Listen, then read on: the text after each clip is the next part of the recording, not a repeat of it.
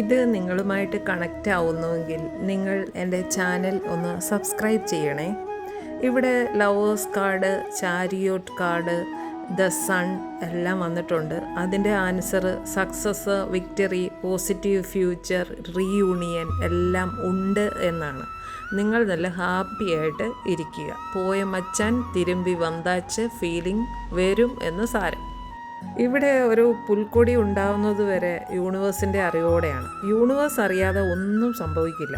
അപ്പോൾ നിങ്ങളുടെ ലൈഫിൽ കടന്നു വന്ന ഈ സിറ്റുവേഷൻ വെറുതെ സംഭവിച്ചതല്ല എന്ന് മനസ്സിലാക്കുക. നിങ്ങൾ ഇതിൻ്റെ പേരിൽ വീണു പോയെങ്കിൽ അവിടുന്ന് എഴുന്നേൽക്കണം. സിനിമയിൽ പോലും ഹീറോ എഴുന്നേറ്റ ചരിത്രമേ ഉള്ളൂ, വില്ലനാണ് വീണു പോകുന്നത്. അപ്പോൾ നിങ്ങൾ നിങ്ങളുടെ ലൈഫിലെ ഹീറോ അല്ലേ? അപ്പോൾ നിങ്ങൾ എഴുന്നേറ്റ് ഓക്കെ ആയിട്ടിരിക്കണ്ടേ? വേണം. നിങ്ങൾ നല്ല സ്ട്രോങ് ആയിട്ട് മുന്നോട്ട് പോകണം. വരേണ്ടവർ പിന്നാലെ വരും എന്നാണ് ഈ സ്പ്രെഡിൽ തന്നെ യൂണിവേഴ്സ് പറഞ്ഞിട്ടുള്ളത്. ധൈര്യമായിട്ട് വിഷമിച്ചിരിക്കാതെ മുന്നോട്ട് തന്നെ പോകണം.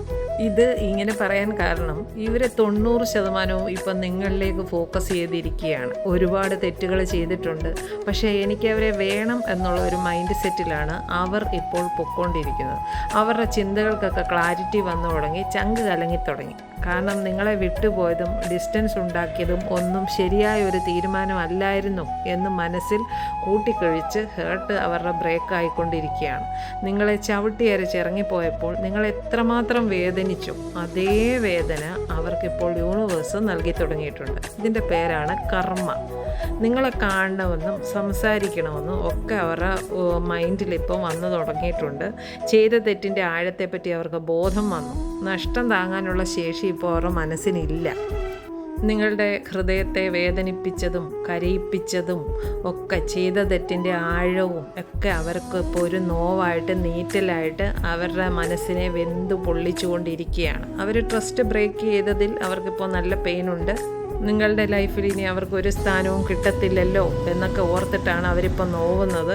നിങ്ങളിപ്പോൾ പഴയതുപോലെ മെസ്സേജ് ചെയ്യാനോ കോൾ ചെയ്യാനോ ഒന്നും പോകുന്നുണ്ടായിരിക്കില്ല. അപ്പോൾ നിങ്ങളുടെ സൈലൻസ് കൊണ്ട് അവർക്ക് വേദന എടുക്കുന്നുണ്ട്. അവർക്ക് ഇപ്പോഴാണ് മനസ്സിലാക്കി തുടങ്ങിയത് ഇത്രയും നിങ്ങൾ അവരുടെ ഉള്ളിലുണ്ടായിരുന്നല്ലോ എന്നുള്ളത് മനസ്സിലായത് ഇപ്പോഴാണ്. അവർക്ക് മുന്നേ കണ്ണു മഞ്ഞളിച്ചിട്ട് ആരുടെയൊക്കെ പിന്നാലെ നടന്ന് രസിക്കുകയായിരുന്നു. ബോധം വന്ന് തുടങ്ങിയപ്പോഴൊക്കെ അവരും ഇല്ല, ആരുമില്ല, നിങ്ങളുമില്ല, ആരുമില്ല. അപ്പോഴാണ് അവർക്ക് ഇതിൻ്റെ വിഷമം എന്തുവാണെന്ന് മനസ്സിലായത്.